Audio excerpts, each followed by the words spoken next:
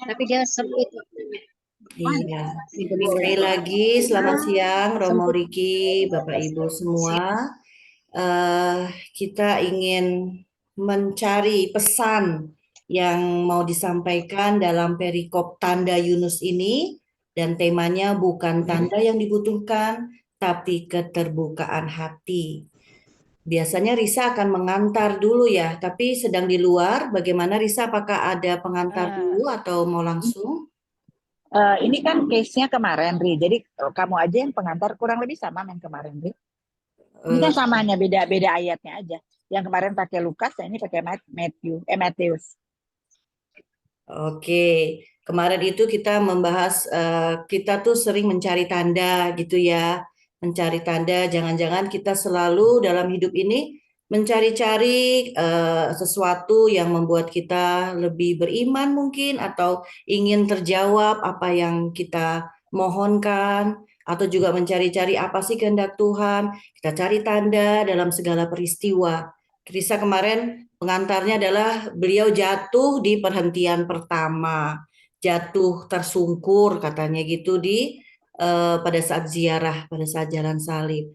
Nah itu pun Risa mencari-cari apa ya, ini tanda apa ya, kok aku bisa jatuh pas di perhentian perhentian yang Yesus jatuh pertama kali gitu ya. Nah itu jadi kita kan sering juga seperti itu. Jangan-jangan Tuhan itu mau memberi pesannya melalui hal-hal yang semacam itu. Apakah itu juga maksudnya mencari tanda misalnya gitu ya? Nah, yang kita bahas ini ya mungkin kita sering sih, sering ya. Apakah itu boleh kita seperti itu, atau bagaimana sih? Malah di sini katanya bukan tanda kok yang dibutuhkan, keterbukaan hati. Nah, ini kita minta Romo Riki untuk menjelaskannya, memberi pencerahan. Oke, baik Romo, terima kasih sudah mendengarkan Risa. Oh, salah. Yuk, silakan Romo. Sharing Risa. Selamat pagi semua dari Belanda, baru jam 10:10. Iya, baru sarapan Ya, katanya Romo Riki ya. saya baru habis misa tadi, lalu sarapan. Iya, baru mau masuk musim dingin. Bunga-bunga, daun-daun sudah mulai berguguran karena dingin. Jadi mau minta tanda apa ini? Artinya ya memang itu musim udah tiap tahun yang harus dilalui. Alam. Ya, saya memulai saja dengan satu cerita menarik ya tentang tanda ini. Kemarin sore saya itu misa di salah satu keluarga orang Indonesia, misa 40 hari mamanya yang meninggal di Jakarta. Nah, kemarin cuacanya cukup dingin ya, di luar itu dingin sekali. Tadi pagi tiba-tiba dia kirimkan saya foto. Foto itu di samping rumahnya ada burung merpati yang sejak misa itu dia ada di situ. Itu difoto sama bapak dari tuan bapak dari rumah itu sejak misa sampai dengan selesai misa. Lalu tadi pagi baru dikirim foto, baru bangun pagi-pagi langsung dikirim foto, nih Romo, ada burung merpati kemarin katanya. Jangan sampai ini mami yang datang katanya, karena kemarin kita peringati 40 hari kematiannya. Dan saya hanya membalas bahwa di musim dingin biasanya burung-burung itu cari tempat perlindungan. Kok ini burungnya mungkin tebal kulitnya kalau dia bertengger di atas itu pada saat misa itu. Nah, tapi tentu itu tanda yang atau ya yang kita bisa artikan sendiri, keluarga bisa mengambil kesimpulan sendiri, dan kita percaya bahwa hal-hal di luar nalar kemanusiaan kita itu selalu mungkin saja terjadi. Begitu, menurut saya. Ada yang percaya tanda itu, ada yang ragu-ragu, ada yang sama sekali tidak percaya. Tapi itu sungguh tergantung pada masing-masing kita. Masing-masing kita punya cara melihat, cara merasa, cara berpikir tentang sesuatu. Ya, terlepas dari itu, hari ini dengan tema yang kemarin Bu Riri WA kepada saya, bukan tanda yang dibutuhkan, tetapi keterbukaan hati. Dan referensi bacaan kita dari Matius 12:38 ayat 42. Di situ dikatakan bahwa ahli-ahli Taurat dan orang-orang Farisi meminta tanda kepada perlihatkanlah kepada kami tanda. Kita tahu bahwa orang-orang Farisi itu adalah orang-orang yang secara radikal memahami agama. Mereka sangat keras, ketat, tidak boleh ada keluar, ya, kalau kita bisa sebut dengan konservatif. Sedangkan ahli-ahli Taurat kita tahu bahwa mereka itu ahli-ahli kitab. Kedua golongan ini sama-sama menjaga kesucian aturan hidup keagamaan orang-orang Yahudi. Tetapi dalam banyak kisah Injil kita dengar Yesus itu selalu saja itu melawan cara berpikir mereka. Bukan melawan, tapi membantah selalu. Selalu Yesus itu berpikir sesuatu yang lain. Karena apa? Pengalaman hidup Yesus selama 3 tahun mungkin bersama mereka. Itu memperlihatkan betapa ahli-ahli agama ini dan orang-orang Farisi ini adalah orang-orang yang memang menuntut banyak hal untuk orang Yahudi lakukan, tetapi itu tidak sungguh keluar dari hati. Mereka menuntut untuk hukum Taurat itu dibuat sedemikian rupa dan ditaati sepenuhnya. Tetapi Yesus melihat itu dari dalam hatinya, ini kayaknya tidak ada. Ini kayaknya ada kepura-puraan. Ini kayaknya tidak murni. Ini kayaknya mereka hanya suruh orang lain untuk melakukan, tapi mereka sendiri berbuat yang tidak sesuai dengan apa yang mereka perintahkan. Nah, kalau kita membaca seluruh bab 12 dari Injil Matius itu, kita akan menemukan begini. Di ayat pertama, di ayat-ayat pertama itu, murid-murid memetik gandum ya pada hari Sabat. Lalu orang-orang Farisi itu mempertanyakan itu. Lalu di bagian kedua dari Matius 12 itu adalah Yesus menyembuhkan orang pada hari Sabat juga. Ya. Kalau kita baca sebelum bacaan minta tanda ini, itu Yesus menyembuhkan orang pada hari Sabat. Di bagian ketiga sebelum meminta tanda ini, Yesus mengusir setan. Ya. Jadi kalau Bapak Ibu membaca teks bab 12 Injil Matius ini, kita akan menemukan struktur ini. Lalu murid-murid memetik gandum karena mereka lapar pada hari Sabat. Lalu Yesus menyembuhkan orang juga pada hari Sabat, dan Yesus mengusir setan. 3 hal ini tidak cukup untuk orang-orang Farisi dan ahli Taurat melihat Yesus yang berbuat sedemikian rupa baik kepada banyak orang. Keajaiban-keajaiban. Maka dengan pertanyaan Tuhan berikanlah kami tanda, itu sebenarnya pertanyaan, permintaan bukan keluar dari hati, tapi memang untuk mencobai Yesus. Pertama yang positif kita berpikir adalah bahwa ahli-ahli Taurat dan orang-orang Farisi ini ingin memastikan betul apakah Tuhan ini memang ilahi atau tidak. Jadi kamu mau melihat, kata yang dipakai itu melihat, tapi sebenarnya kata Yunani itu bisa diterjemahkan juga, berikanlah kami rasa. Mereka meminta itu, berikanlah kami supaya kami merasa bahwa engkau ini adalah Allah utusan yang ilahi, karena engkau membuat sesuatu yang ajaib. Itu yang mereka minta. Tetapi kemudian di balik itu, karena sifat mereka yang sudah sepanjang 3 tahun ini Yesus kenal, maka kita boleh merefleksikan itu sebagai ini sebuah jebakan untuk Yesus. Kalau Yesus benar-benar menunjukkan keilahiannya, menunjukkan yang ajaib di depan mereka, mereka pasti akan mencari satu cara atau menjebak di mana kata yang salah, di mana tindakan yang salah, di mana hal-hal yang melanggar dan bertentangan dengan hukum Yahudi. Itu yang mereka akan cari pastinya.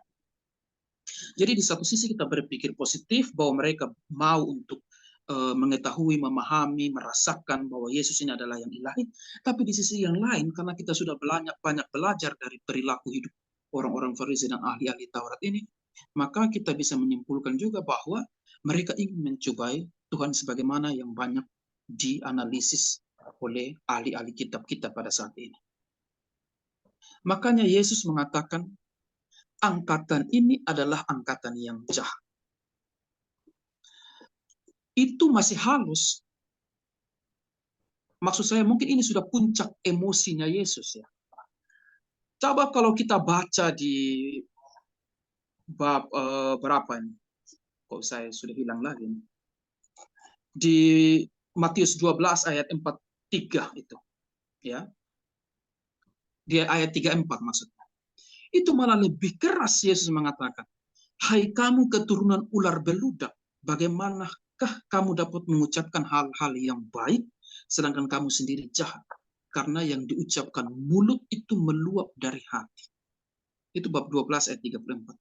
Malah Yesus sudah di ayat yang paling awal, di bab yang sama ini, Yesus sudah mengatakan kepada mereka, "Hai kamu keturunan ular beludak," ini kasar sekali. Tetapi rupanya sampai dengan ayat 38, mereka tetap mengejar Yesus dengan pertanyaan-pertanyaan jebakan. Makanya Yesus menyimpulkan, keturunan ini keturunan yang jahat. Dalam tafsiran Alkitab, sebenarnya ada satu kata itu yang dipakai bersambung. Keturunan ini adalah keturunan yang jahat dan berzina. Jadi ada satu kata itu yang kita banyak yang ayat 39 ya Romo ya. ayat 39. Ya. Angkatan yang jahat dan yang tidak setia. Ya. Tidak setia ini sebenarnya ini halus dipakai oleh Alkitab kita. Tapi sebenarnya kalau kata itu dipakai secara harfiah dan diterjemahkan secara harfiah, itu di situ dijelaskan bahwa angkatan ini jahat dan angkatan ini berzina. Itu kalau sudah bilang berzina, itu berarti dia sungguh-sungguh orang-orang ahli Taurat dan orang-orang Farisi ini. Bayangkan ini pemuka-pemuka agama ya. Itu berarti mereka punya skandal yang besar dengan Allah. Dengan kalau sudah bilang berzina, ini di sini dipakai kata yang halus di ayat 39 itu tidak setia. Nah, inilah yang menggambarkan betapa Yesus itu selalu bertentangan dengan orang-orang Farisi dan ahli-ahli Taurat. Karena bagi mereka Yesus ini adalah untuk mereka ini Yesus ini pengganggu kehidupan keagamaan Yahudi pada waktu itu. Apalagi mereka kalau kita baca itu, kan dia ini kan anak Yusuf tukang kayu ini. Kok bisa sedemikian rupa menganggap diri seperti ini? Untuk kita rasa bahasa orang timur ya, untuk kita orang timur itu tidak boleh kalau raja itu lalu ada budak atau ada orang golongan bawah. Kita untung di Indonesia tidak ada kasta-kasta ya. Misalnya di India lebih tinggi daripada orang-orang yang ada di kasta atas, lebih berbuat sesuatu yang menakjubkan untuk orang-orang yang ada di kasta atas. Dan kita tahu kebudayaan Yahudi itu kebudayaan yang sangat menjunjung tinggi, itu imam-imam itu ahli-ahli Taurat itu lingkaran-lingkaran pertama. Nah, ini siapa Yesus yang datang? Inilah yang membuat percekcokan antara kedua sisi ini, Yesus dan ahli-ahli Taurat. Di sisi lain, mereka sama-sama membawa kabar gembira sukacita, sama-sama menjaga hukum Taurat, sama-sama menjalankan hukum Taurat. Tetapi di sisi lain, mereka berbeda dalam soal rasa, dalam soal bagaimana hati itu bermain. Dan itulah yang kita ingin refleksikan dari kegiatan hari ini. Bukan tanda yang dibutuhkan, tetapi keterbukaan hati. Orang Farisi dan ahli-ahli Taurat paham secara penuh yang ada di sini. Saya waktu studi, waktu di teologi masih belajar, semua hal itu ada di sini. Jadi kita berlomba-lomba untuk supaya teologi ini, apalagi kalau sudah mulai musim-musim ujian itu, ayat-ayat kitab suci itu ada semua di sini. teks-teks bacaan, dokumen Konsili Vatikan kedua semua ada di sini. Ya. Apa saja pemikiran-pemikiran bapak-bapak gereja, ya itu kalau saya ingat saya lucu lagi. Tapi ketika kita pulang ke rumah, selesai semua dengan urusan kepala, urusan hati sekarang yang kita olah lagi. Makanya banyak yang gagal tidak jadi pastor, gagal tidak jadi suster, gagal bruder frater itu karena mereka penuh secara akademik, tetapi lupa untuk mengolah hati. Untuk membina, mendidik, merawat jiwa itu. Kalau orang Belanda bilang itu zorgenziel, merawat jiwa. Dan itulah yang tidak ada dalam diri orang-orang Farisi dan ahli-ahli Taurat. Mereka tahu hukum, mereka tahu aturan, mereka taat penuh. Mereka ini orang nomor satu kalau soal hukum. Tetapi pengolahan hati itu tidak sampai di situ. Nah, kita masuk ke refleksi yang kedua. Akhirnya Yesus memberi tanda. Kamu hanya mendapat tanda, yaitu tanda Nabi Yunus yang kita dengar. Sudah beberapa minggu lalu itu kita dengar tentang bacaan pertama tentang Yunus di misa-misa harian itu. Ya. Simbol 3 hari ini kita sudah tahu ya, bagaimana Yesus juga Yunus itu kalau kita merujuk kepada Yunus Yunus yang ikan itu loh, ikan menelan dia dan selama 3 hari berdiam di dalam situ. Yunus 1 ayat 17. 3 hari 3 malam. Kita tahu bahwa saya yakin Bapak Ibu semua sudah banyak mendengar ya apa makna 3 hari itu. Puncaknya adalah ketika Yesus bangkit di hari yang ketiga. Banyak hal juga yang terjadi ketika Musa dan Israel dipanggil. Ya. Sebab pada hari ketiga Tuhan akan turun di depan mata. Pada hari ketiga, pada hari ini kamu berpuasa, besok saya akan melakukannya, dan hari ketiga kita akan sekian. Jadi hari ketiga itu selalu mendapat makna yang paling mendalam. Dan saya coba untuk merefleksikan begini. Kita tidak pernah tahu apa yang terjadi dalam 3 hari itu Yunus di dalam perut. Tidak ada kisah dia buat apa di dalam itu, tidak ada. Kita juga tidak pernah tahu 3 hari Yesus diam dalam makam sebelum kebangkitan itu, ada apa yang terjadi di sana. Injil tidak pernah mengisahkan itu, refleksi-refleksi iman kita tidak pernah juga merenungkan itu, dan semua itu seperti misteri. Apa sebenarnya yang terjadi dalam 3 hari Yesus di dalam kubur itu? Yunus juga demikian.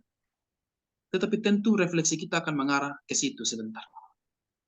Yang menarik adalah begini.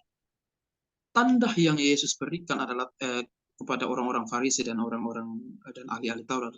Tanda Yunus. Apa itu tanda Yunus? Dia bahwa benar di Yunus 1 ayat 17 dia ditelan oleh ikan.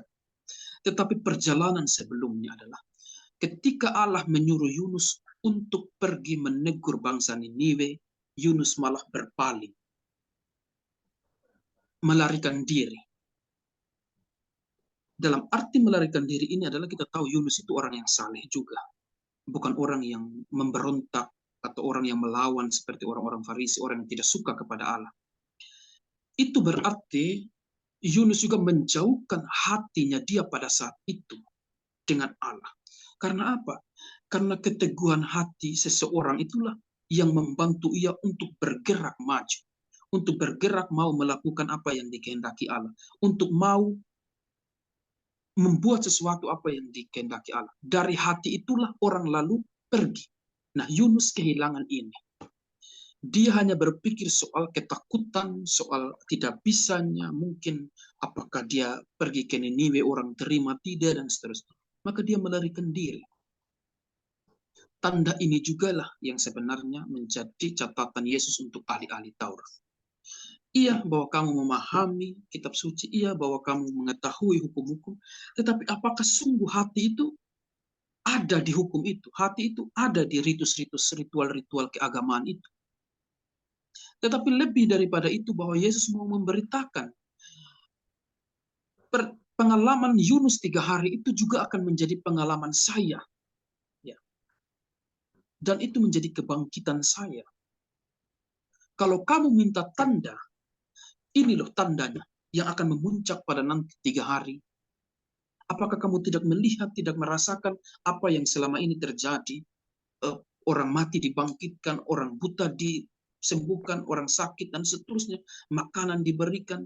Apakah kamu tidak melihat itu sebagai sebuah tanda? Karena hatimu itu tertutup. Itu kurang lebih tafsiran.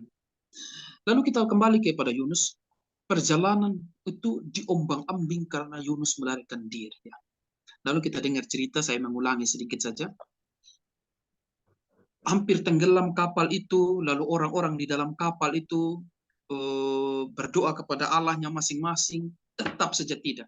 Yunus masih tertidur. Lalu orang membangunkan dia, lalu mereka membuang undi, kira-kira ini kalau ada persoalan begini siapa yang salah? Lalu kenalah Yunus itu undi, lalu mereka bilang, iya kamu yang salah.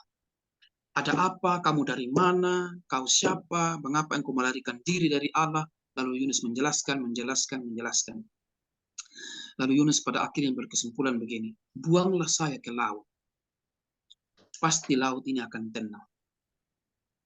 Ya. Dari sisi Yunus kita bisa belajar keterbukaan hati ini yang luar biasa. Iya, saya yang bersalah, saya yang melarikan diri dari Allah, buang saya ke laut. Tetapi dari sisi orang-orang yang ada di kapal, ini yang mau saya bagikan refleksi ini.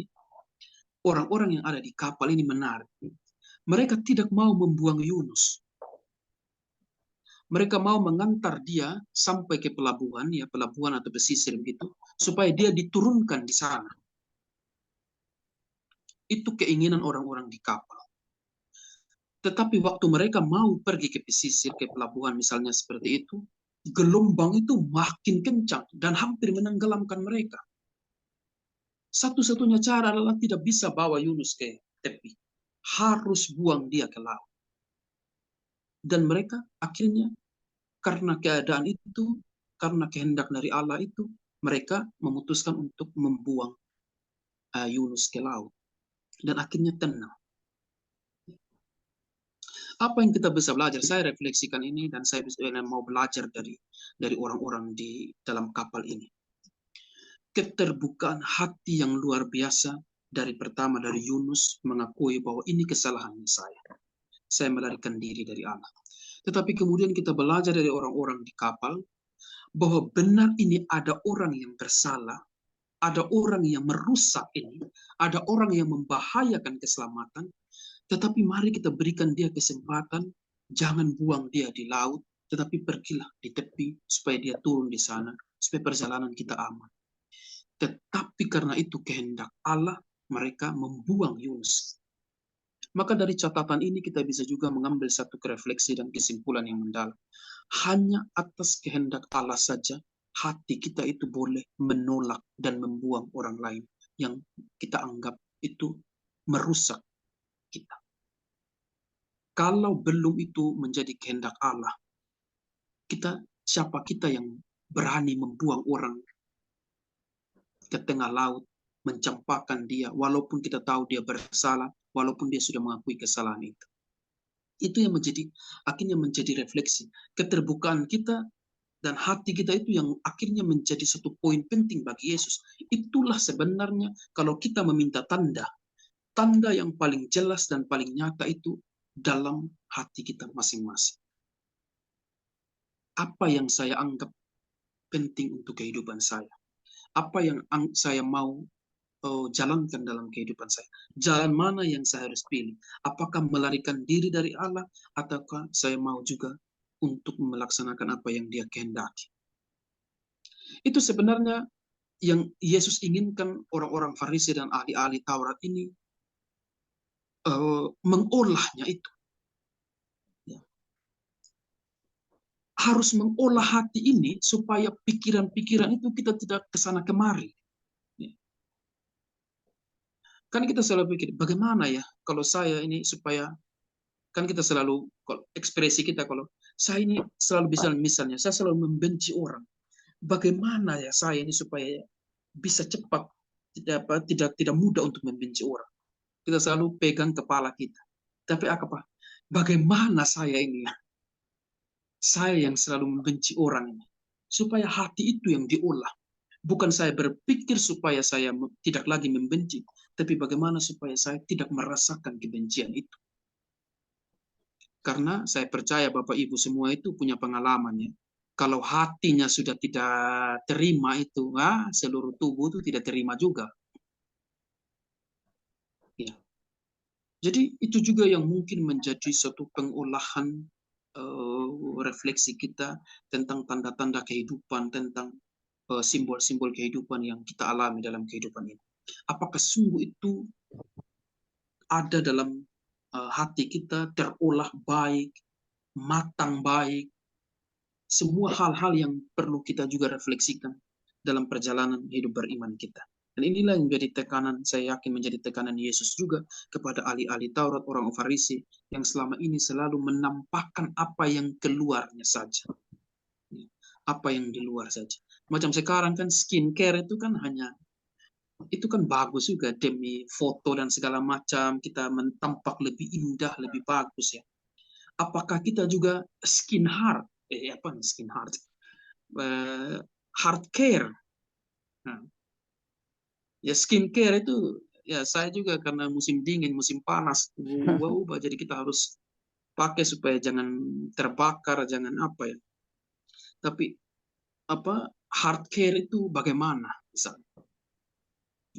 Skincare kita sudah bagus, heart care-nya itu seperti apa? Itu harus menjadi pertanyaan kita masing-masing dalam permenungan, dalam refleksi-refleksi yang selalu kita akan buat dalam kehidupan beriman kita. Karena orang-orang Farisi, orang ahli-ahli Taurat itu, mereka belajar saja banyak hal. Kita pasti mengenal banyak orang yang lebih mengutamakan sisi akademiknya daripada hatinya. Makanya di Jogja itu waktu teologi saya sudah pernah cerita ya, kuliah itu hanya sampai jam 1 saja. Dari jam 9 sampai jam 1.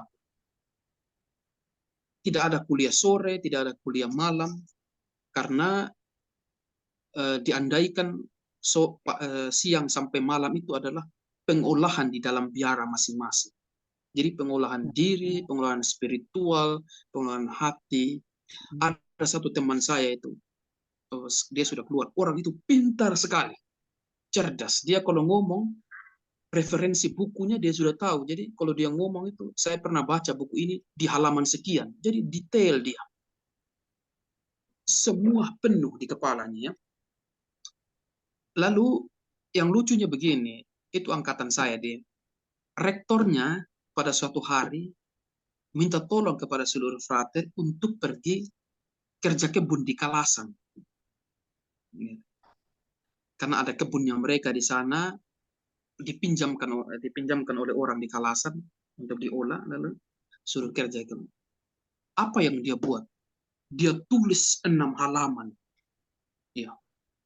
Pemberontakan akademiknya soal kenapa kita harus pergi kerja itu.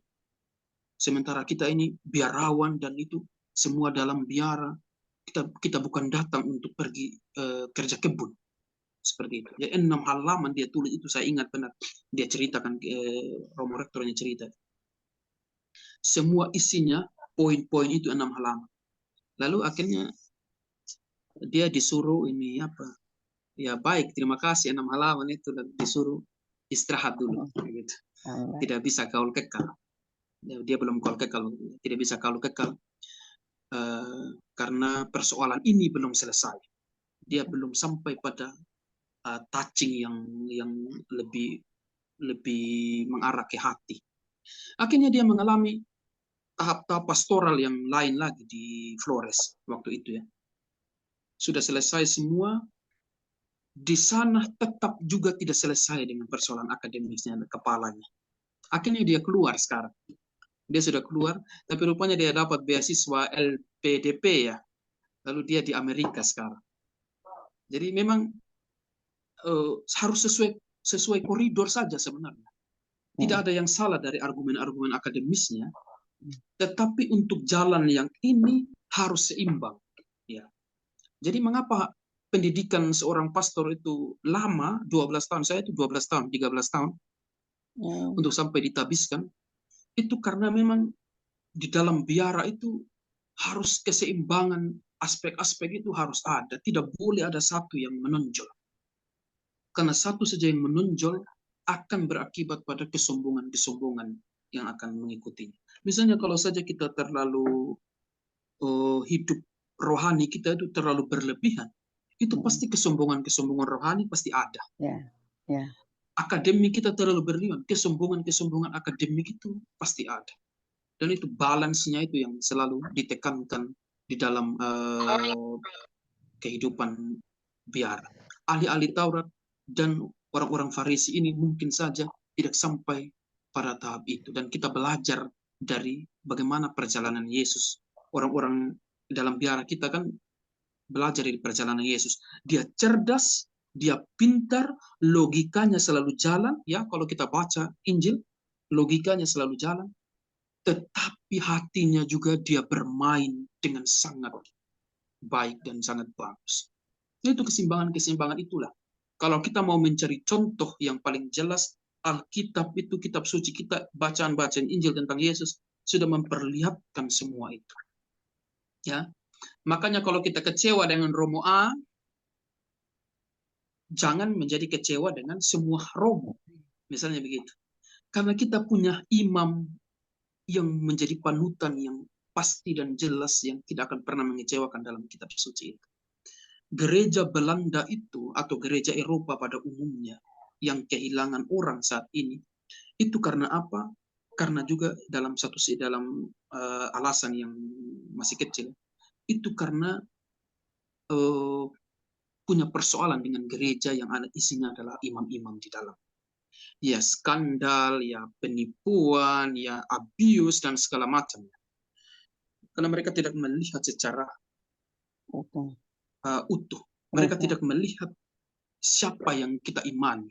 Karena orang terlalu percaya kepada pastornya, orang terlalu percaya kepada gerejanya, akhirnya satu pastor yang salah, semua itu menjadi persoalan yang besar. Ya. Kemarin guru saya di sini bilang begini, kan ini banyak yang seksual abuse pastor-pastornya. Kenapa tidak diizinkan saja pastor itu nikah? Lalu saya bilang begini, kalau Vatikan mengizinkan pastor itu nikah, pasti banyak juga pastor yang sekarang ada keluar. Dan saya juga pasti keluar sudah. Daripada kita mendua, satu menikah, kita tetap jadi pastor. Kalau itu mengizinkan, saya pasti akan keluar. Saya bilang begitu. Saya tidak mau jadi pastor lagi. Karena begini, karena satu orang saja yang dibuat, yang misalnya 1 dari 10 orang, itu lalu menjadi kesimpulan yang sangat besar. Dan itulah kegagalan-kegagalan gereja pada zaman-zaman lalu yang akhirnya menjadi batu sandungan pada zaman-zaman sekarang. Kita Indonesia sekali lagi masih kulturnya itu masih kuat, penghormatan. Jadi saya cerita sedikit beberapa menit, 1-2 menit lagi ya.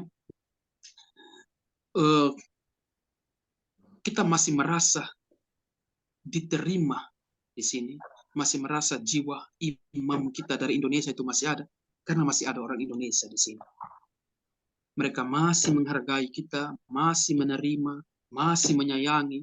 Saya itu di belakang ini ada kerupuk, ada tempe kering, semua dikasih kemarin. Jadi kita masih diterima dan disenangi oleh umat orang Indonesia di sini. Itu yang perlu kita syukuri. Tetapi juga pasti dari sisi imam-imam ini kerendahan hati juga itu menjadi perlu. Makanya Bapak Ibu juga belajar juga dari imam-imam yang sungguh mempunyai hati untuk umat dan punya keterbukaan hati untuk umat. Ada imam-imam yang seperti Imam Farisi dan ahli-ahli Taurat, tetapi juga ada banyak imam yang juga seperti Yesus yang punya hati. Itu yang harus kita juga pelajari, bahwa kita kecewa di satu sisi, tapi ada banyak imam yang pasti tetap membanggakan untuk kita di Jakarta sana. Saya pikir itu saja dulu permenungan, sharing dan refleksi kita pada hari ini. Terima kasih, Bu Riri. Iya, terima kasih Romo Riki. Jadi kelihatannya sudah betah ini Romo di sana ya. Sudah tidak homesick lagi, udah ada makanan Indonesia, bertemu dengan orang-orang Indonesia gitu ya. Iya. Oke, rupanya sama seperti tema kita ya, bukan tanda yang dibutuhkan, tapi keterbukaan hati. Apa yang disampaikan Romo Riki itu ya benar merupakan pencerahan juga untuk saya, Romo. Jadi memang ini adalah teguran untuk orang-orang Farisi dan ahli Taurat rupanya ya. Jadi konteksnya itu rupanya di situ. Dan kita mau belajar dari apa yang Yesus sampaikan. Tapi yang saya catat di sini tuh ada 3 hal. Itu adalah ya teguran juga untuk kita semua ya. Mungkin kita memang penuh, kita banyak tahu ya Mo ya. Kita penuh ilmu, penuh pemahaman dan segala yang baik mana, yang buruk mana dan kadang-kadang kalau kita mencari tanda itu kan artinya kita melihat keluar ya Romo ya. Ya. Kita melihat keluar. Tapi yang diajak dalam perikop ini dari perenungannya Romo Riki, kita malah disuruh melihat ke dalam. Yaitu yang tadi Romo sampaikan, pengolahan hati, pengolahan kita merawat jiwa gitu ya. Jadi bukannya kita melihat-lihat keluar, karena kalau lihat keluar yang ada bukannya kita mendapat sesuatu, malah kita mendapatkan dosa kali ya. Seperti yang orang-orang Farisi dan ahli Taurat itu mau mencobai Yesus. Terus yang kedua itu menarik yang tadi Romo sampaikan, Yesus atau Yunus tuh ngapain 3 hari 3 malam? Itu misteri juga untuk kita. Nggak ada yang pernah tahu. Tapi itu kita tadi Romo bilang kita bisa memaknai itu sebagai pengalaman kebangkitan kita secara pribadi. Rupanya dalam pengolahan hati merawat jiwa itu akhirnya harus ada pengalaman kebangkitan. Pengalaman bagaimana kita menerima apa yang kita tahu, kita pahami, akhirnya membuahkan hasilnya itu dari pengalaman kebangkitan itu. Dan rupanya yang terakhir yang di poin ketiga, itulah pentingnya keterbukaan hati. Hasilnya itu contohnya udah jelas seperti yang kisah Yunus, akhirnya dia mau dicemplungin gitu, dia malah memberikan dirinya untuk ya udah saya yang bersalah, saya yang harus dibuang gitu. Wow, itu kebesaran hati ya. Seperti kita melakukan sesuatu kesalahan dan kita mau menerima konsekuensi itu, misalnya gitu. Kalau sekarang ini kan lebih baik lari dari konsekuensi itu dan minta mujizat Tuhan untuk menghilangkan konsekuensi apa yang kita pernah lakukan gitu ya. Jadi akhirnya itu ada balance bahwa ya kita hati juga kita harus pikirkan. Gitu kurang lebih. Itu kan yang Riri pahami. Kalau yang Bapak Ibu pahami seperti apa atau mungkin malah ada pertanyaan untuk memberi penjelasan mengenai makna perikop ini. Bu Christine tadi angkat tangan. Ya, silakan Bu Christine dinyalakan dulu mikrofonnya, di unmute. Ya, silakan Bu Christine. Ya, baik Romo, Bu Risa dan Mbak Riri, terima kasih. Saya hanya ingin menyampaikan pemikiran saya. Kalau salah, saya mohon diluruskan ya Romo, kalau salah atau keliru. Tadi analisis atau uraian dari Romo sudah sangat jelas. Di sini topiknya adalah bukan tanda yang dibutuhkan, melainkan keterbukaan hati Yunus dalam perut ikan. Melainkan keterbukaan hati. Nah, di sini saya menghubungkan tanda dengan hati. Tanda yang mengenai atau dialami oleh Yunus yang berada di perut ikan 3 hari dan Yesus yang dimakamkan selama 3 hari. Jadi menurut saya di sini Yunus dalam perut ikan merupakan tanda dari Yesus yang dimakamkan 3 hari. Tanda itu kira-kira logikanya keduanya mempunyai kemiripan atau kesamaan, rasa tidak enak. Tapi diterima oleh Yunus, jadi hatinya menerima, walaupun tidak enak. Kita tahu bahwa Tuhan Yesus itu adalah Putra Allah yang mempunyai keistimewaan, tetapi Yesus untuk menjalankan tugasnya sebagai Putra Allah mau menderita. Banyak sekali penderitaannya. Jadi itu tanda yang berhubungan antara Yunus dengan Tuhan Yesus. Tapi hatinya menerima. Tuhan Yesus menerima dengan hati yang pasrah, yang ikhlas. Karena dia adalah putra kesayangan Allah. Jadi harus patuh dengan ikhlas kepada Allah. Begitu. Jadi menurut saya di sini ada hubungan antara tanda dengan hati. Tetapi memang yang lebih penting hati. Ya, saya kira memang itu benar ya. Nah, ini kalau saya hubungkan dengan pengalaman kecil pada kehidupan saya, pengalamannya kecil sangat sederhana ya Romo. Misalnya saya berusaha berbuat baik kepada orang, siapapun orangnya. Tapi perbuatan kecil gitu. Tapi saya sadar dan suka. Tapi akhirnya tidak lama kemudian suatu waktu saya mendapat berkat. Ada kemudahan dalam kehidupan saya.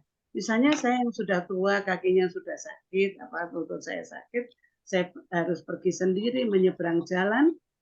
Tapi saya mengharapkan pertolongan dari orang lain.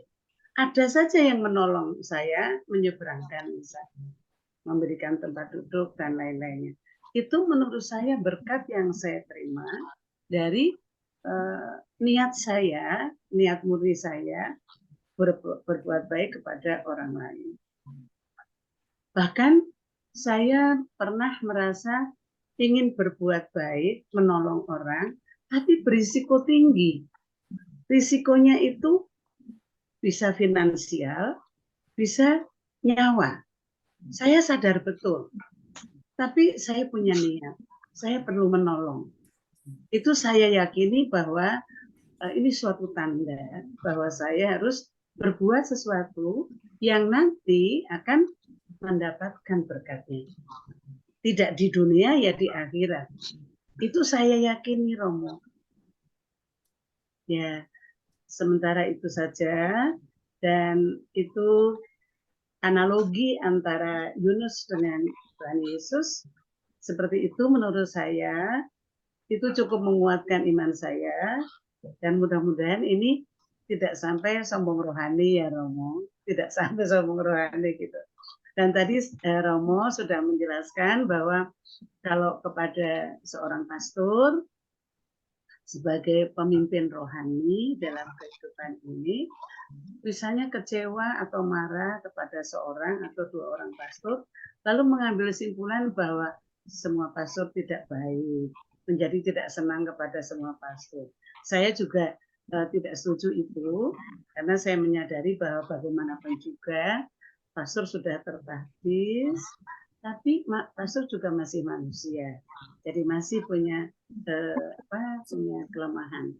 Mohon maaf, saya pernah juga berkonsultasi dengan Romo tentang kekecewaan saya pada sikap pastor yang saya harapkan menjawab A, idealnya jawabnya A, tapi jawabnya amin atau B gitu. Saya jadi kecewa sekali. Lalu saya dinasihati, ya beliau juga manusia Bu, kita doakan saja. Jadi jangan mengurangi iman ibu kepada pastor. Itu Romo sementara. Mohon tanggapan atau pencerahan. Terima kasih. Terima kasih Bu Christine. Silakan Romo Kiki menanggapi pertanyaan atau tanggapan dari Bu Christine. Ya, saya pikir itu hanya sebuah sharing dari Bu Kristi yang baik juga untuk membantu kita melihat sisi-sisi lain dari kehidupan kita masing-masing ya. Tapi tentu ketika kita mengatakan bahwa saya berbuat baik untuk orang, lalu saya menerima banyak hal di kemudian hari, misalnya yang Bu Christine apa tadi bicarakan, yang sharingkan tadi, tapi juga ada resiko-resiko ya. Kadang-kadang kita harus memutuskan resiko yang paling besar ketika kita mau membantu orang. Karena misalnya saja saya diperingatkan di sini ya, kalau kita melihat ada orang yang bermasalah di jalan begitu, hati-hati untuk membantu, karena nanti kita bisa menjadi saksi atau malah itu menjadi apa sih ya, pengadilan memanggil dan seterusnya, dan akan merepotkan kita ya dengan semua hal, biaya akan keluar dan seterusnya. Padahal kalau kita mau jujur dengan hati nurani, kita orang Indonesia ini kan tidak cepat sekali untuk bereaksi terhadap sesuatu ya, apalagi kalau yang berkaitan dengan menolong sesama. Nah, tapi saya memberikan satu catatan bahwa kita berbuat baik itu bukan pertama-tama menurut saya, bukan pertama-tama untuk orang lain mendapatkan apa yang kita buat. Ya. Tetapi untuk pertama-tama itu untuk kebahagiaan, untuk sukacita hati kita masing-masing. Saya yakin ketika kita selesai membantu, gembira kita. Hati kita penuh sukacita, dan itu yang menjadi alasan pertama kalau kita mau membantu orang. Ya. Banyak orang di sini misalnya yang jadi volunteer untuk ini, untuk itu, untuk lap meja, untuk cuci kloset, untuk segala macam, bukan supaya nanti orang lain memakai atau menggunakan itu dengan kepuasan, gitu. Tetapi supaya saya sendiri mendapat kebahagiaan dari apa yang saya kerjakan itu. Jadi itu saja mungkin tanggapan yang bisa saya berikan. Sehingga nanti buah-buah dari apa yang kita terima itu adalah memang karena kegembiraan dan sukacita dari hati kita dari dalam sebenarnya. Menurut saya yang sangat simpel itu ya. Ya, kasih. Terima kasih Romo. Terima kasih Romo Riki. Jadi dari dalam yang bisa kita rasakan ya. Karena kalau kita mengandalkan pikiran, akhirnya kita tidak melakukan kebaikan ya. Karena itu yang menggerakkan kan hati ya. Jadi kalau ada sesuatu hal terus kita pakai pikiran, ya udah kita pasti nggak akan tergerak gitu ya. Tapi kalau kita hanya dengan hati, kita pasti akan tergerak. Ternyata akhirnya kita buntung, itu udah lain peristiwa, bukan masalah lagi ya, karena kita udah nggak pakai pikiran ya. Gimana? Silahkan yang lain ada yang mau bertanya atau sharing, yuk. Keterbukaan hati, tanda, siapa tahu mau cross check ada tanda-tanda apa gitu. Romo keren banget. Oh, Risa dengerin toh, masih dengerin toh. Ya iyalah dengerin. Keren banget Romo. Yang tadi Romo kasih pun udah sangat bagus. Jadi memang yang terpenting keterbukaan hati, itu benar. Jadi tanda itu nggak penting lagi. Karena apa, tanda itu sebenarnya sudah ada di kitab suci kan, di Injil kan. Tanda itu adanya di Injil. Jadi buat apa kita cari-cari? Hanya terkadang ya ibu-ibu, kita ini kecewa karena menurut Injil begini-begini. Tapi kenyataan di dunia itu nggak seperti itu. Itu yang perlu kita berbuka hati, itu sebenarnya seperti itu. Dan biar nggak tersesat seperti Yunus, jadi ya sebaiknya tanya dan tanya kepada orang yang kurang lebih, jangan ngegosip maksud saya ya. Kalau yang orang ngegosip itu keluh kesah semuanya. Dan satu lagi yang saya mau kasih tahu bahwa seseorang itu memang nggak bisa lihat dari tingkah laku dia hidup sehari-hari. Dalam arti kata, kayak contohnya, wah Riri mah orangnya tuh misalnya dia mah tekun, dia mah pelayanan terus, segala macam, wah pokoknya bla bla bla bla.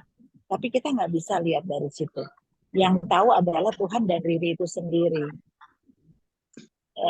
Jadi jangan pernah misalnya itu kalau Mbak Riri tuh kan tekun banget ya gini-gini, tapi kenapa ya? Jangan bla bla bla kayak begitu. Jadi itulah namanya, makanya keterbukaan hati betapa pentingnya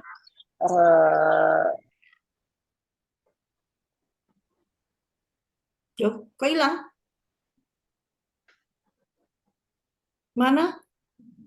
Kepencet. Sorry, ulang lagi. Ulang. Ada telepon masuk. Sorry, ulang lagi. Oh, ada telepon masuk karena Putus. pakai HP ya.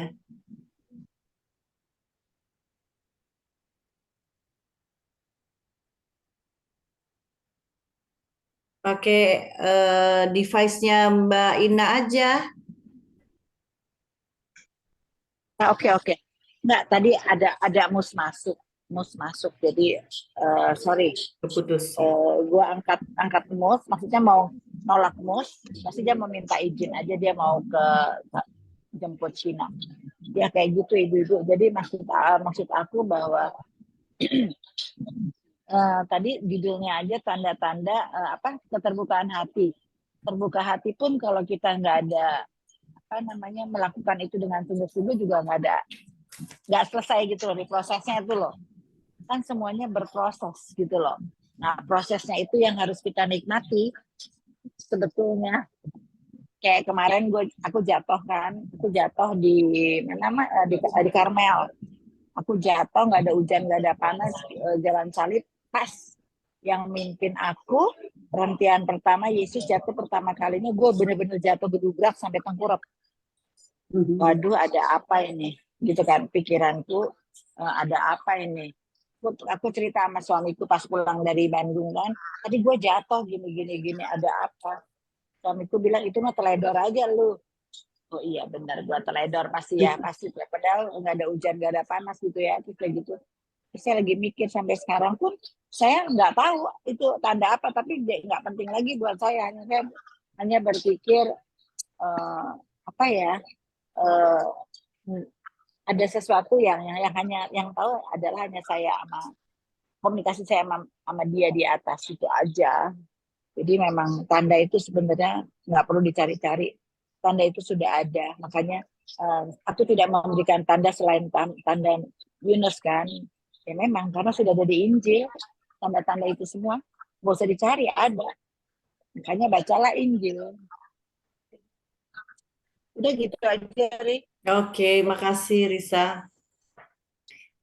Risa membawa kita pada permenungan kita tidak perlu mencari tanda karena sebenarnya kita sudah mendapatkan yang sempurna itu, yaitu Yesus sendiri gitu.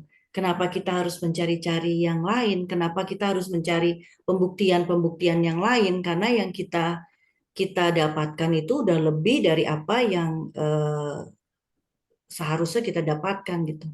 Mungkin seperti itu ya. Jadi nggak usah cari-cari. Terus kalau misalnya apa yang kita menilai orang gitu, kita tidak boleh cepat-cepat menghakimi, menilai orang karena ya masing-masing ada prosesnya sendiri mungkin ya, yang tadi dicontohin sama Risa. Nah, tapi balik lagi ke tanda-tanda, Romo. Jadi bagaimana dong kalau kita ternyata kan itu bagaimana kita pribadi memaknai tanda ya, Romo ya. Nah, bagaimana kita menanggapi, oh kayaknya bener nih, aku mengalami hal ini, ngelihat merpati misalnya gitu. Oh iya nih kayaknya almarhum memang sedang hadir di sini gitu. Itu boleh-boleh aja kan, no? Atau, aduh, kok aku mimpi ular ya gitu. Kayaknya sebentar lagi akan ada hal buruk gitu. Itu jadi gimana kita menanggapi tanda sih sebenarnya, Romo? Ini di luar dari yang keterbukaan hati itu kali ya, Mo ya.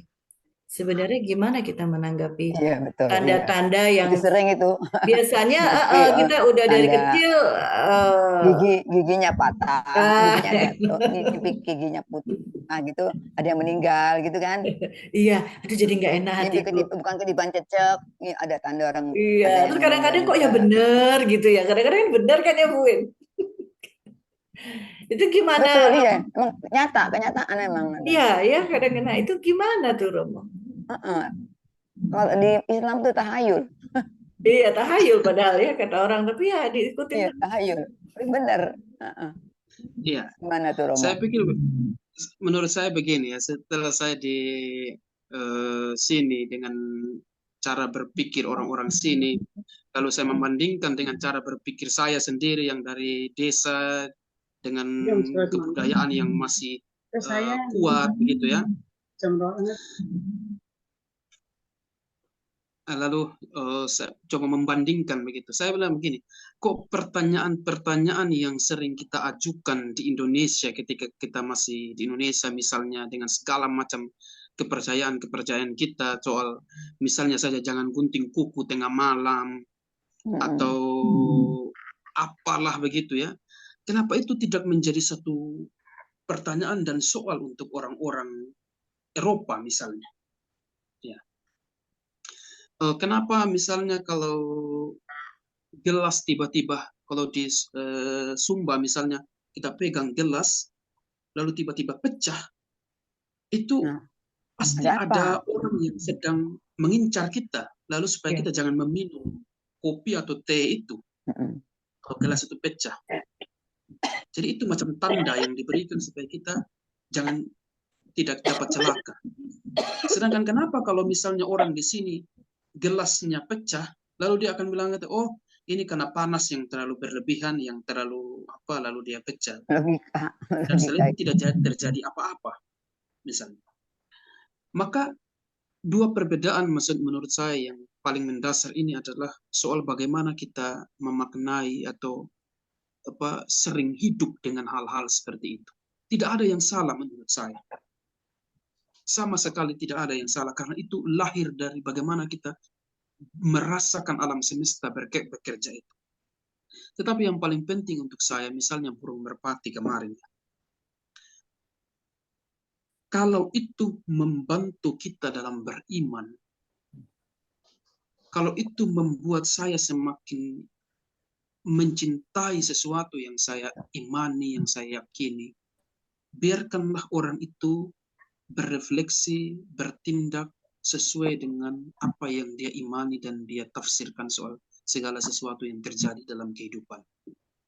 Kemarin waktu bimbing siara ke Lourdes, banyak orang yang bercerita tentang mukjizat-mukjizat yang dia alami, tentang bagaimana dia melihat Bunda Maria di tembok, bagaimana dia melihat cahaya ketika ada di rumahnya, dan seterusnya, dan seterusnya.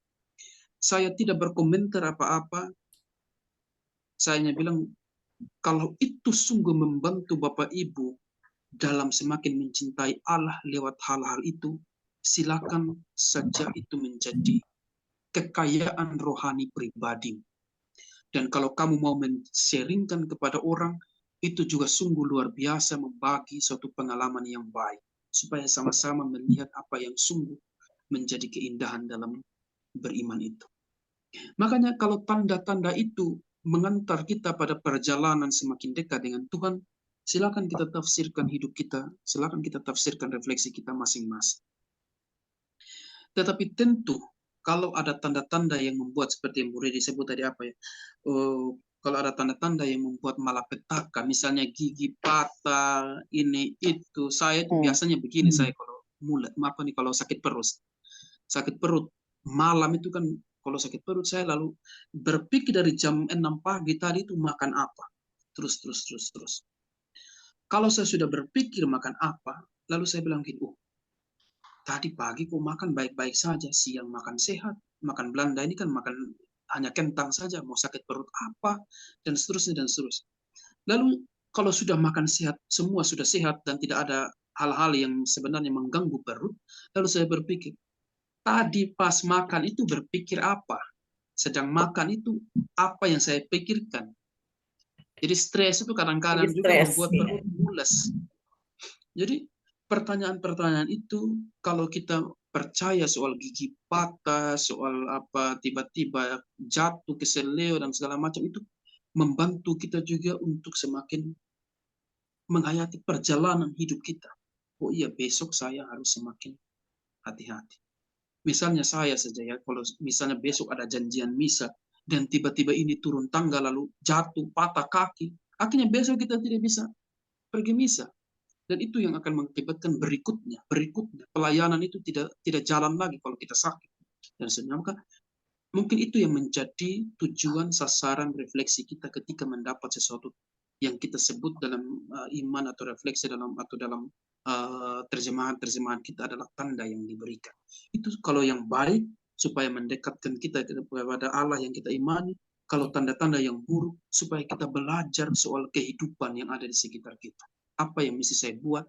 Karena besok saya harus berpikir tentang hidup besok. Saya harus berpikir tentang orang-orang yang saya layani. Saya harus berpikir tentang bagaimana kehidupan yang harus saya tanggung jawab. Itu yang menjadi refleksi mungkin yang menjadi. Maka kita semua punya tanda dalam kehidupan masing-masing, tetapi silakan kita masing-masing merefleksikan. Misalnya begini saja, kalau saya lebih suka, kalau Bapak Ibu kan pasti punya pengalaman, kalau ada sesuatu yang ada di hati, lalu sharingnya ke pastor atau ke romo ya. Tetapi saya itu lebih mengusulkan, untuk mencari teks-teks kitab suci yang berbicara tentang keadaan saya. Supaya saya pertama yang saya buat adalah saya merenung itu dulu dalam diri saya sendiri sebelum mendapat jawaban-jawaban dari pastor, dari suster, dari siapa saja. Itu dulu yang saya harus jawab.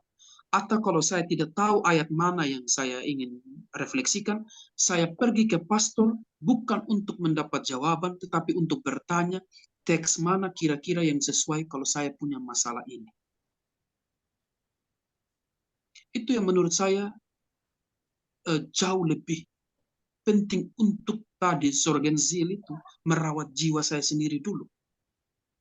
Sebelum mendengar banyak hal yang pastornya ungkapkan, bicarakan, bagaimana saya merenungkan teks ini dulu.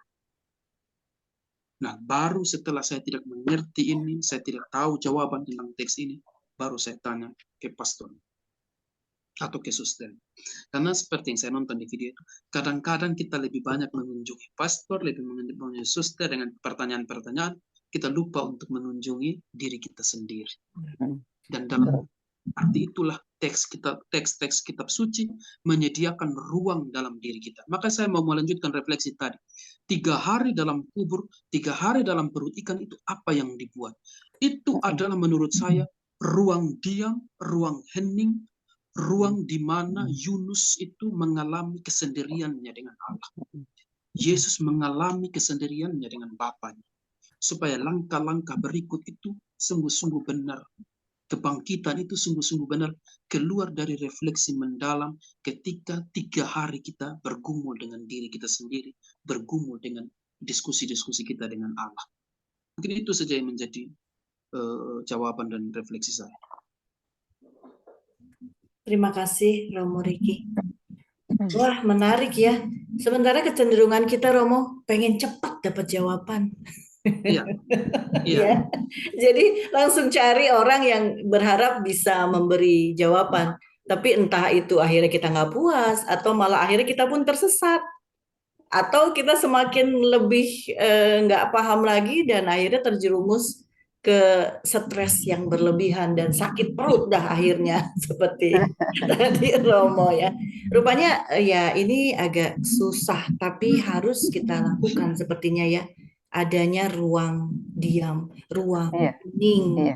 Ruang hening. Jadi rupanya memang setahun sekali itu kita perlu yang Hening. seperti Bu Indra lakukan ini ya. Ke Giri Sonta itu ya Bu. Iya. Enggak ya, kita bukan cuman ziarah ya, tapi kita benar-benar retret harusnya ya. Iya, Di luar keluar dari iya itu rupanya penting sekali. Itu makna yang 3 Pokoknya seminggu Mbak Riri di sana. Harusnya seminggu ya. Iya. Iya sih. Aduh malah tahan tapi. Iya. Tapi ya itu yang ternyata kita perlukan. Ya harus diperlukan. Iya betul. Oke, bagaimana dengan yang lain? Ada sharing mengenai tanda-tandanya. Aku boleh. Oh iya, Bu Franky silahkan. Selamat sore Romo Riki dan teman-teman semua. Ya Romo memang sering ya di dalam kehidupan pasti sering terjadi tanda-tanda itu juga diiringi dengan suara hati seperti itu. Ya jika lihat tanda-tanda yang kurang bagus atau mimpi-mimpi kurang bagus ataupun itu yang indah-indah, selalu saya bawa tanda kemenangan orang Katolik, yaitu dalam nama Bapa, atas nama Bapa, Putra, dan Roh Kudus. Jadi setelah itu saya semua berdoa, ya saya serahkan. Karena kalau kita pikir-pikir terus, itu memakan energi. Dan sepertinya membuat kita jadi berat hidup ini. Seperti itu, Romo. Jadi memang ya pasti terjadilah. Bukannya nggak ada tanda-tanda. Pasti semua orang mengalami seperti itu. Kadang ya kita tandanya kurang bagus atau apa, tapi kita serahkan semua. Begitu saya mendapat menerima mimpi atau tanda-tanda yang negatif, saya langsung positifkan. Dengan saya membuat tanda salib seperti itu, Romo. Bagaimana itu, Romo? Iya, saya ingat waktu Valentine, saya sudah pernah cerita kayaknya, waktu Valentine di biara kami itu, dengan 80 frater.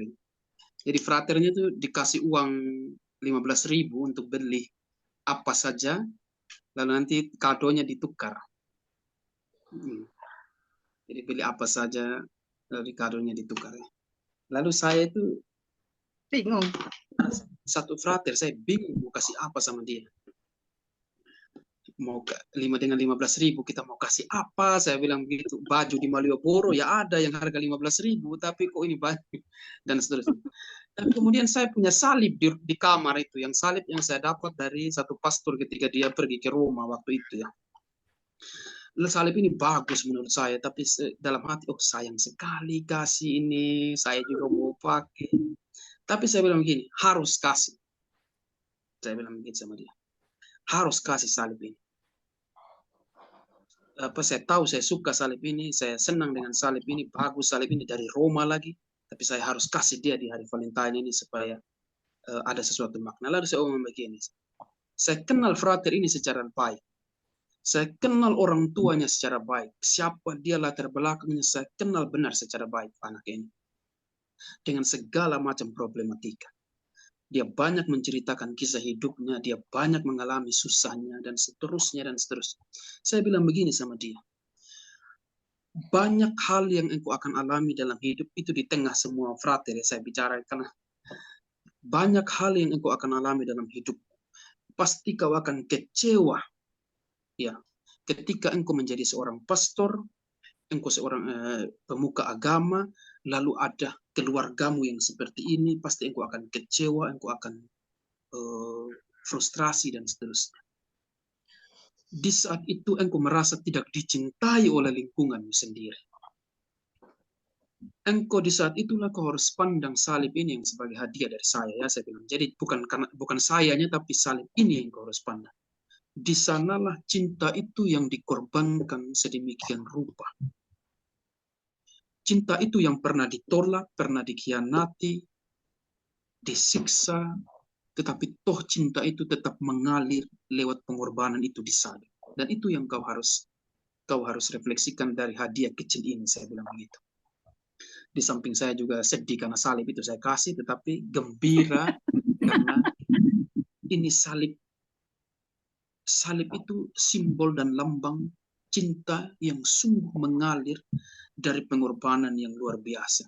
Maka kalau kau kecewa, frustrasi, stres dengan keadaan, pandang dia di sana. Dia pernah mengalami itu lebih berat dari apa yang kau alami saat ini. Supaya perjalananmu sebagai seorang frater untuk menjadi seorang imam adalah perjalanan yang sungguh didasarkan pada pengalaman Tuhan sendiri di sana. Karena saya mengenal orang anak ini mendalam sekali ya, dari orang tuanya, keluarga, bagaimana dia bertumbuh dan seterusnya. Dan sampai sekarang dia masih ada di dalam biara. Kemarin mamanya baru meninggal. Lalu saya WA dia, ingatkan lagi, masih ada salibnya, saya bilang gitu. Masih pater, saya bilang. Semangat ya, saya bilang gitu. Baik pater, saya bilang gitu. Jadi kita punya sesuatu yang memang sudah ada sebenarnya. Yang dalam kamar kita itu bergantung, dalam ruang-ruang kerja kita itu bergantung. Sekarang tergantung kita Mau dari segi mana kita melihat itu. Itu sebenarnya refleksi yang. Jadi terima kasih untuk Ibu siapa tadi yang Ibu Ina. memperlihatkan Ibu mengingatkan Ina. saya tentang saya. Ya. Jadi sewaktu-waktu misalnya tidak di ruangan pun kita bisa memakai dengan ini ciptaan Tuhan kan, tangan begini aja. Itu udah sungguh-sungguh betul menenangkan ya kalau bagi saya ya. Misalnya jatuh bangun dalam situasi masalah apapun, saya selalu langsung tanda salib. Ya. Begitu, Romo Riki. Terima kasih ya, Romo. Ya, terima kasih. Terima kasih Bu Frankie dan Romo. Sama-sama, Bu Riki. Apakah ada lagi? Kita lah, pokoknya itu. Ya. Itu tanda sempurna ya, tanda Sempurna. tanda sempurna itu adalah ya Kristus itu sendiri. Begitu apapun masalah itu sampai melukai hati atau membuat kita sedih, bahkan sampai peristiwa yang gembira pun tanda kemenangan. Selalu saya begini. Ya. Ya, makasih. Ada lagi yang mau men-sharingkan pengalaman rohaninya mungkin, atau tanda-tandanya, atau Ibu-ibu kalau besok mau nonton tolong daftar ke Susan ya. oh ya, Bapak Ibu kalau mau nonton Indigo mungkin tidak ada hubungannya dengan Nggak ada hubungannya. tapi silakan daftar ke Bu Langsung membuat Susan. ini, Bu Risa, tanda kemenangan dalam putra. Jadwalnya kalau sama seperti hari ini jam 12 ya, saya. 12:15. Ya. Di mana itu Bu Risa filmnya? Tim 2. Tim 2. Di 21. Iya. Ya udah teruskan lagi, Ri. Udah teruskan lagi ya. Oke. Iya, tadi kita sudah sampai ke tanda sempurna Kristus itu sendiri ya. Jadi Romonya mana kok nggak kelihatan? Ada, sorry. Oh, ada. Iya. Ada lagi enggak yang mau bertanya Ibu Ong? Ibu Ong apakah kedengaran? Ibu Ong mau sharing apa mengenai tanda dan keterbukaan hati? Tapi harus dinyalakan dulu coba. Nggak bisa. Romonya memang nggak ada ya. Videonya nggak kelihatan tapi ada kok. Bu Ong, dinyalakan dulu mikrofonnya, di unmute.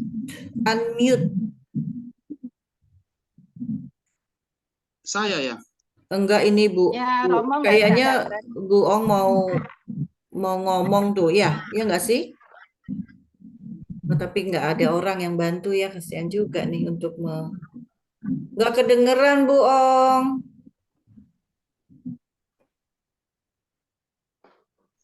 Terima kasih, Rit. Apa tuh namanya? Saya serahkan, saya dengar aja deh, saya ikut dengar ya. Oh, ikut dengar aja ya. Oke, Bu Ong. Tidak ada lagi? Tadi yang Romo sampaikan itu kan mengenai juga ada Nabi Yunus, hikmat Salomo gitu ya. Bagaimana orang tuh mencari untuk mendengarkan hikmat Salomo gitu, padahal yang ada di sini tuh lebih dari Salomo. Juga ada tanda Nabi Yunus. Kalau yang hikmat Salomo mungkin kita sudah tadi disampaikan juga ya, bahwa kita tuh kadang-kadang mencari kepenuhan ilmu, pemahaman, tapi lupa mengolah hati gitu. Tapi mungkin ada juga step yang ini penting ya, kalau menurut saya, yang juga saya pun sedang mengolahnya, yaitu pertobatan. Kan yang tanda Nabi Yunus ya Romo ya, itu juga mengarahnya kan ke pertobatan. Jadi kayak misalnya kita tahu tanda kemenangan itu tanda Kristus itu tanda kemenangan. Kita mau mengolah gitu, mengolah. Tapi kalau kita tidak melakukan langkah mengenai yang pertobatan itu, mungkin hasil dari perenungan kita pun juga kurang, buahnya kurang menghasilkan sesuatu gitu. Jadi saya pikir pertobatan itu juga adalah ajakan dari Tuhan.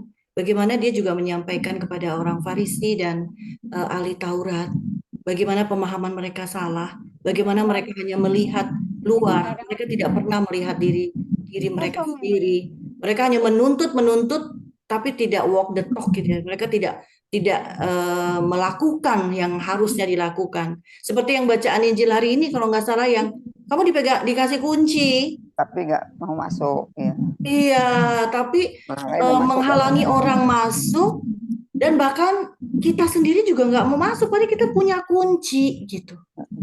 Nah, memang keterbukaan hati ya seperti ibaratnya pintu ya, kan harus terbuka dulu gitu.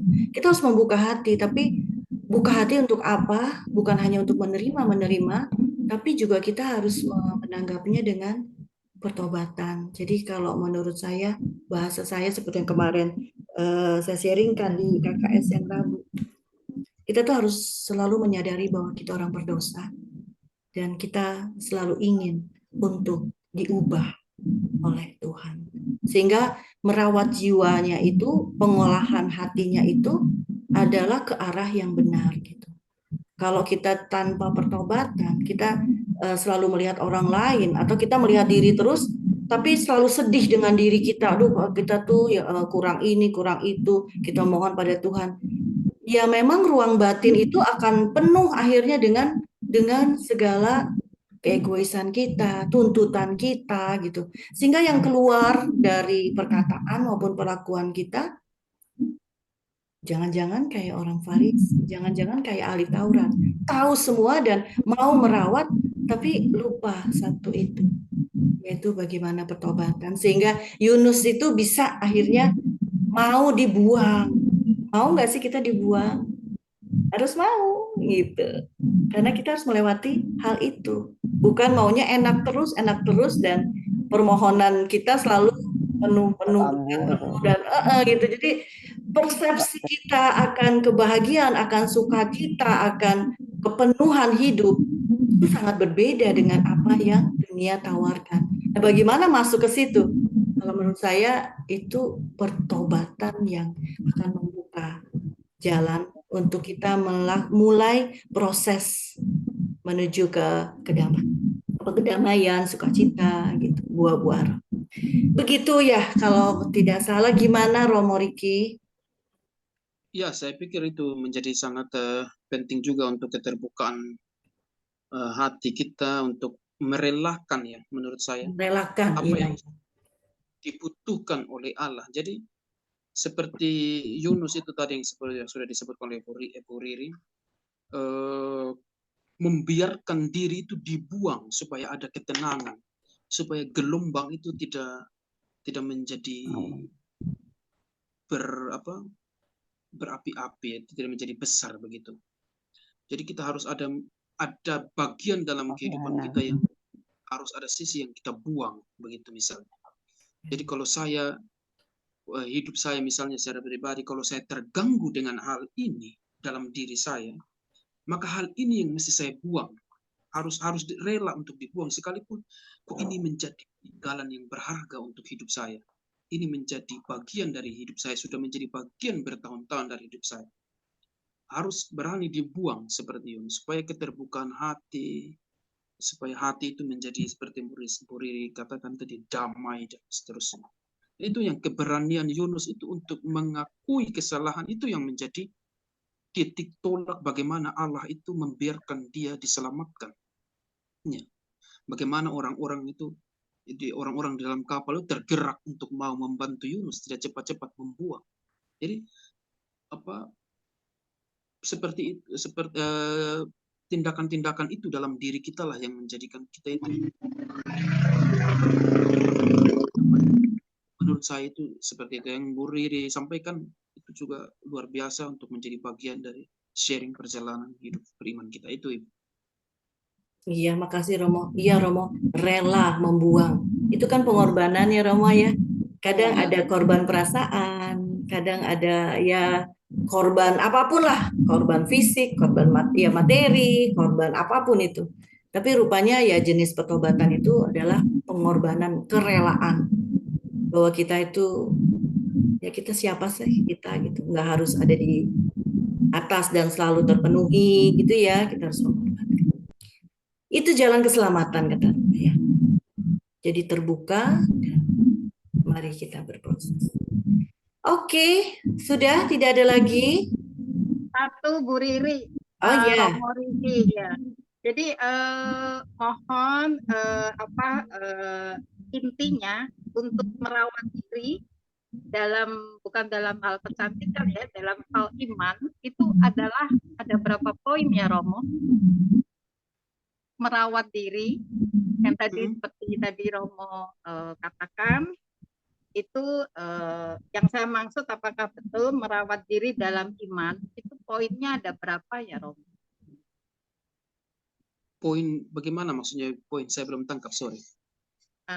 Tadi Romo mengutarakan ada bisa merawat diri. Mungkin saya menangkapnya merawat diri dalam iman seperti itu. Apa betul? Iya, merawat jiwa ya, benar. Ya, merawat jiwa. Nah, itu jadi ada berapa poin yang memang maksudnya mungkin bagaimana cara merawat jiwanya itu ya, begitu mungkin Bu Franky ya. Iya, ada berapa langkah-langkahnya poin gitu. Iya. Langkah-langkah merawat pasti Iya. kita punya cara-cara yang berbeda-beda tiap orang itu, tapi kita punya satu sumber yang sama menurut saya. Ya, satu sumber yang sama, kitab suci itu sudah mengatakan banyak hal soal itu. Jadi kita punya cara-cara penafsiran yang berbeda, cara-cara berefleksi yang berbeda dari teks-teks kitab suci itu. Misalnya saja ketika kita kita berikan contoh seorang perempuan yang sudah 12 tahun pendarahannya. Lalu ketika dia menjamah jubah Yesus itu, lalu menjadi sembuh. Nah, itu refleksi apa yang menurut saya secara pribadi itu bisa saya pakai itu. Ya. Bagaimana saya kan tidak mungkin kita jubah Yesus yang mana yang kita harus sentuh supaya saya menjadi sembuh. Harafiahnya kan tidak begitu. Walaupun di Aken ini kan setiap 5 tahun sekali, 7 tahun sekali itu kan dipertunjukkan baju-baju kain yang dipakai Yesus di salib, kainnya Yohanes, baju Bunda Maria kan tersimpan di gereja di Aken di Jerman ya, yang ditunjukkan 7 tahun sekali. Lalu apakah saya mau menyentuh itu lalu saya menjadi sembuh, dan akhirnya kita punya refleksi itu yang berbeda. Bagaimana sentuhan-sentuhan yang saya alami itu, apa yang saya bisa, sentuhan-sentuhan apa yang bisa saya dapat itu supaya saya menjadi sembuh. Nah, itu kan menjadi poin refleksi kita yang sangat-sangat kaya dan tapi juga sekaligus berbeda tiap orang. Tapi yang saya mau katakan jelas adalah bahwa kita punya sumber yang sama. Ya, kekayaan iman yang sama dalam gereja. Dan itu yang kita gali. Kan kembali ke kitab suci, kembali ke sumur ilahi kita itu kan yang selalu Paus kumandangkan supaya kita kembali ke sumber utama, kitab suci. Saya itu percaya bahwa di sana sudah banyak menjawab dan seluruhnya pasti ada jawaban untuk seluruh peristiwa hidup kita. Terutama ketika kita membaca Injil dan kisah-kisah Yesus. Itu menurut saya, Ibu. Jadi kalau misalnya Ibu bertanya poin-poin apa yang bisa membantu kita, monggo silakan kita masing-masing mencari apa yang perlu untuk kita. Tapi paling kurang yang saya mau katakan, kita punya sumber yang sama. Itu. Terima kasih ya, Romo. Iya, Ibu. Sama-sama. Jadi yang penting sumbernya ya, kalau langkah-langkah itu masing-masing memiliki pendekatannya masing-masing ya Romo ya. Iya, karena kalau langkah-langkah yang seperti saya sebutkan tadi, saya punya langkah-langkah yang saya sendiri tahu. Iya. Ya, dari sejak bangun pagi, apa yang saya buat untuk menenangkan jiwa misalnya. Apa yang harus saya lakukan. jam berapa saya tidak boleh buka HP, jam berapa saya boleh buka HP, supaya saya mendapat kabar yang gembira itu gini, begini. Misalnya satu contoh, misalnya begini. Ketika saya sudah bilang sama adik saya, kalau ada berita buruk yang mama mau WA, engkau sudah harus WA saya duluan. Supaya saya baca di jam-jam yang saya tahu bahwa saya sedang santai. Jangan di jam-jam ketika saya penuh pekerjaan, penuh dan segala. Jadi kita punya cara-cara yang saya selalu bilang begitu. Kalau kamu mau memberitakan sesuatu, jangan di jam-jam ini. Ya, supaya kita sama-sama punya ketenangan batin juga. Iya. Diusahakan Romo, jadi komunikasinya bisa lancar ya, Romo ya. Romo, tapi permasalahan yang jiwa tadi, yang apalah yang caranya bagaimana, kembali yang ke Bu Frankie tanya tadi, Bu Ina, itu caranya memang adanya antara Bu Frankie dengan Tuhan. Itu karena cara saya, cara Bu Frankie, cara Riri berbeda-beda. Nah, tetapi yang terpenting adalah yang sampai saat ini saya susah sekali menerapkan adalah disiplin. Disiplin dari diri sendiri. Kalau disiplin dari kelompok, oke lah ya, masih bisa lah. Kalau disiplin diri, aduh, saya agak kesulitan di situ, Romo. Apalagi udah semakin banyak urusan, semakin kayaknya dikejar-kejar waktu. Itu, Romo. Disiplin untuk memprioritaskan Tuhan, buat saya itu masih 40%, Romo. Karena masih banyak yang lebih yang menarik yang saya lakukan daripada menyegarkan jiwa saya. Padahal itu poin yang paling penting menurut saya. Di dalam jiwa yang segar, everything will be okay. Tapi kenyataannya duniawi, yang lain dulu saya priority, akhirnya ya ini. Itu mungkin kenapa saya jatuh pertama kalinya. Untung bukan ketiga kalinya ya. Udah parah banget kali kalau ketiga kali ya. Berturut-turut gitu ya, di penelitian kedua jatuh kedua kali, jatuh lagi gitu ya. Itu berarti gue berbahaya. Nah, kalau ini sekarang mungkin gue masih peringatan pertama, tapi saya tahu itu sulit buat saya, nggak gampang, apalagi semakin usia ya, semakin malas, semakin banyak sekali godaannya. Itu aja mungkin Romo untuk masalah disiplin. Memang kadang saya juga suka remnya blok. Aduh. Saya sih bermaksud setiap hari doa rosario, tapi 2 hari ini kalau nggak doa gimana ya, Romo? Apakah saya harus membayar? Karena bulan rosario gitu. Bayar nggak, Romo? Kok masih ada pertanyaan itu sih? Katanya kan iman itu nggak bisa jual beli ya. Iya, makanya kan iman tadi katanya udah bener tadi kesimpulannya. Pertanyaannya kok nggak sesuai sama kesimpulannya. Nah, itu betul.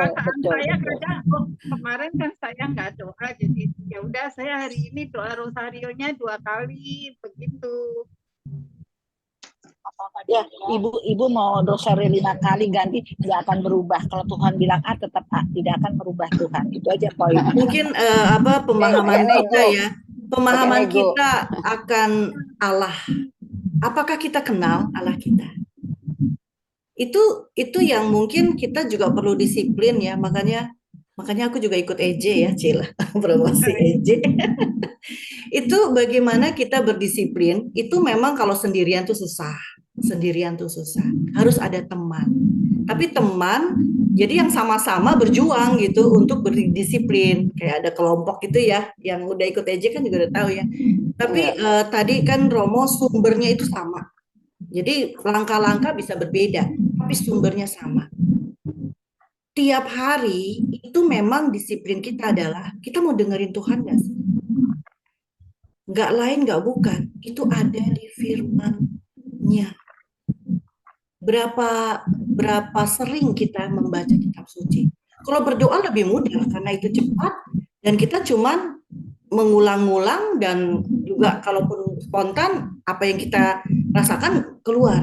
Tapi kalau mendengar itu selalu sulit. Jangankan mendengarkan Tuhan, kadang-kadang mendengarkan suami, anak, itu pun untuk kita susah, bukan? Gitu. Nah, itu adalah menurut saya itulah yang proses yang perlu dilatih gitu. Dan itu harus rela berkorban yang tadi kata Romo Riki bilang gitu. Jadi bagaimana kita mengolah tuh membaca kitab suci adalah kita mendengarkan Allah. Berdoa itu lain. Berdoa itu bagaimana kita mengungkapkan pesan kita kepada Allah. Nah, trafficnya itu, lalu lintasnya itu seharusnya ya sebaiknya seperti itu. Jadi tiap hari itu baca kitab suci, doa tiap hari, baca kitab suci, doa tiap hari. Nah, itu adalah proses yang harus kita perjuangkan. Jangan menyerah. Baca. Makanya tadi juga Romo bilang ada ruang hening, ada ruang diam. Itu adalah buat kita untuk bermeditasi hanya aku dan Tuhan. Yang menyatukan apa? Firman Allah. Mau itu cuma satu kata, mau itu satu kalimat, mau itu satu ayat atau perikop bahkan. Tapi Tuhan itu akan berbicara kepada kita melalui firman. Kalau seminggu ini nih, tiap minggu kan kita sangat mengambil manfaat yang banyak ya. Tapi jangan salah, seringkali apa yang didapat itu sebenarnya dari yang Risa sudah olah gitu. Jadi Risa itu udah mengunyahnya, udah mengolahnya, dan akhirnya di-sharingkan ke kita gitu kan ya Risa ya. Maksudnya supaya kita jangan manja sebenarnya, tapi kita pun perlu ada pengolahan pribadi gitu. Jadi kayaknya ya ini akhirnya apa yang bagaimana merawat jiwa, bagaimana mengolah hati, ya sumbernya itu adalah hanya Tuhan melalui firman. Kemarin ada tuh di TikTok, ada yang lihat nggak ya? Apa Gojek apa ya orang ini lah Gojek. Itu masalah mereka adalah sinyal untuk mendapatkan pesan gitu ya, untuk mendapatkan orderan. Sama di handphonenya itu RAM-nya gitu. Itu refleksi lagi buat kita, itu tanda juga. Kita juga begitu. Kita nggak akan menerima pesan Tuhan kalau sinyal kita itu buruk. Bagus. Artinya kita tidak mempertahankan frekuensi yang sama dengan Tuhan. Bagaimana menyamakan frekuensi? Tidak cukup dengan doa saja. Kalau doa itu artinya kita sibuk menyampaikan, walaupun memuji Tuhan ya kita menyampaikan. Tapi apakah kita mendengarkan apa yang Tuhan sampaikan? Kadangkala enggak.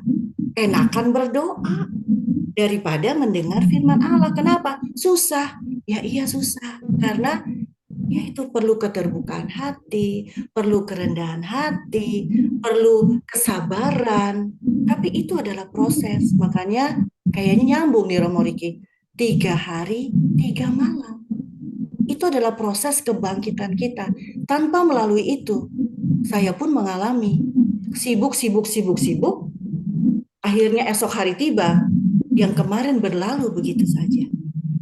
Tidak ada makna yang membuat saya berkobar gitu, yang membuat hati saya tetap walaupun capek, tapi bisa bersinar, tapi bisa menghibur, tapi bisa menyanyi, tapi bisa melakukan tugas lain. Kayaknya Santa Teresa ya, Mother Teresa pernah bilang, semakin sibuk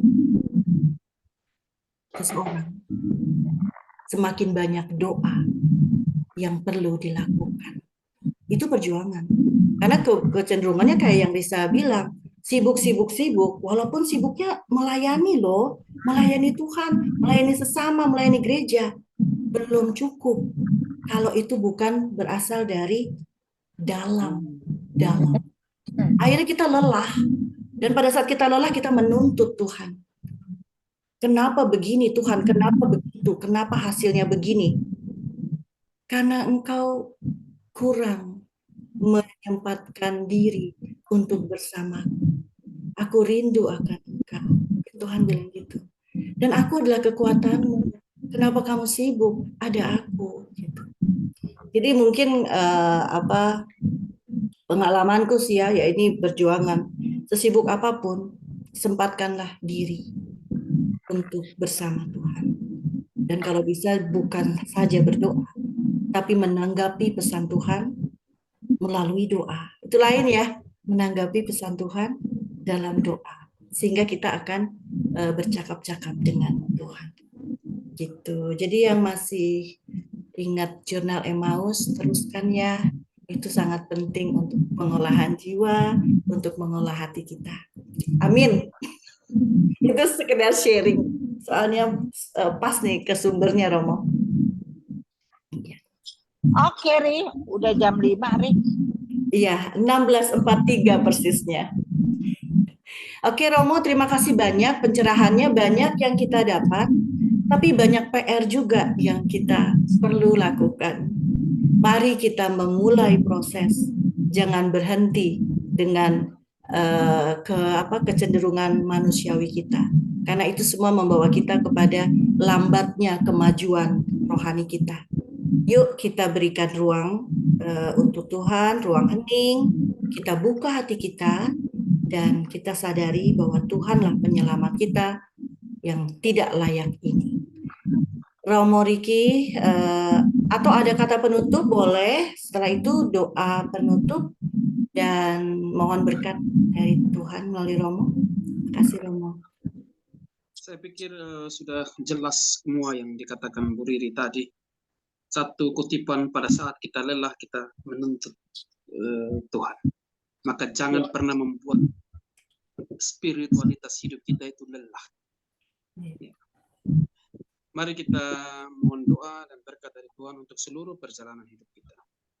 Dalam nama Bapa dan Putra dan Roh Kudus. Amin. Amin. Kami bersyukur kepadamu ya Tuhan untuk perjalanan hidup kami. Untuk pengalaman iman yang selalu kami alami dalam perjumpaan-perjumpaan kami, dalam kegiatan-kegiatan rohani yang kami lakukan, baik secara online maupun secara langsung.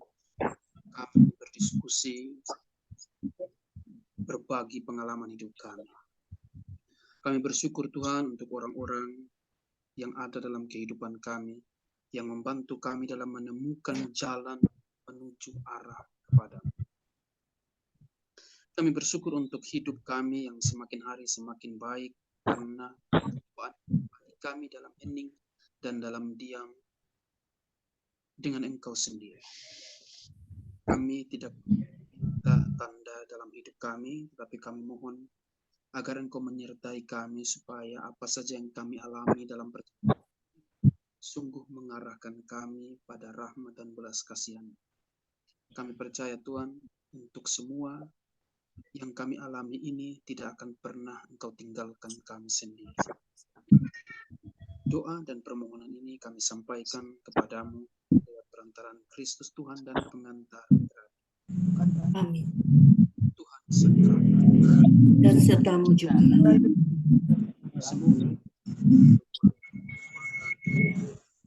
seluruh perjuangan hidup kita, rencana-rencana yang akan kita buat dalam hari-hari ke depan senantiasa diberkati oleh Allah yang Maha Kuasa, Bapa, Putra, dan Roh Kudus.